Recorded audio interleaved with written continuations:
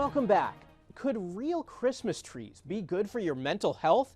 New research from West Virginia University suggests the holiday tradition can reduce stress and mental fatigue by putting people in touch with nature. Natalie Brand has the details from Virginia. I think we've got what we want somewhere back this way. Searching high and low for the perfect Christmas tree is tradition for Penn and Elizabeth Agnew. It gets me in the spirit. I love going out and looking for the trees. Oh, I come up here and wander around because I do like to be in the trees. Taking in the fresh pine, also therapeutic for Will and Sierra Patterson. It's just the smell, you know, and it lets you know Christmas is truly here. I definitely feel myself being happier just seeing all the trees here.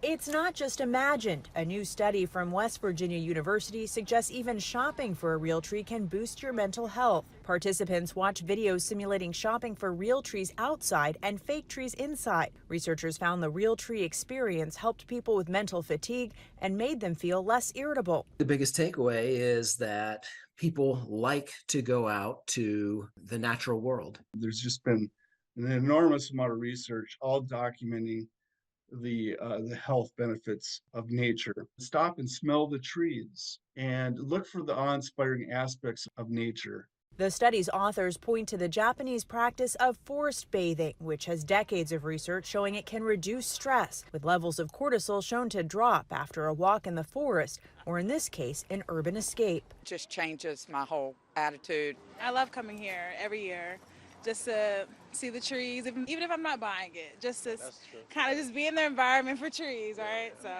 it's kind of like a nature hike. Right. A possible remedy to relieve some of the stresses of the season. Natalie Brand, CBS News, Virginia. The chance of an infant dying while waiting for a heart transplant is up to 20%. That's higher than for any other group of organ patients, all due to a lack of donor hearts. So that's why one family from Israel knows how special it is to be celebrating their one-year-old's birthday this month. Bradley Blackburn has the story. It's a birthday party with decorations, a cake, Happy birthday, and a song. The one-year-old baby at the center of it all has had a year like no other. This year was success. Before Nathaniel was born last December, he was diagnosed with a rare heart condition, dilated cardiomyopathy, crippling the function of one side of his heart. Doctors told his parents there was no chance he'd survive. We say that we will do everything, whatever it takes for him to be alive. The family from Israel traveled to New York for his birth, where specialists at NYU Langone knew Nathaniel's life depended on a heart transplant. But he had to live long enough to wait for a donor. We realized that the dangers of using a ventricular assist device in a small child like this are far too great. And so for that reason, we decided to use an innovative approach. Instead of an artificial heart machine, doctors used an innovative hybrid technique to boost his blood flow and buy Nathaniel time. At the time when we performed the procedure, we could find no other institution across the world that had done it. When he was 6 months old, Nathaniel received his new heart, which will now grow with him. He's thriving. His heart is working perfectly. He can live with it for decades to come. Correct.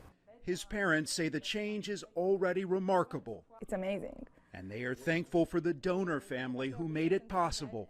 Amazing people. Yeah, they did the bravest decisions that they could have in the hardest moment of their life. Grateful for a new heart and for the medical team who helped Nathaniel reach his first birthday. Oh my goodness. And share the hope for many more to come. Bradley Blackburn, CBS News, New York.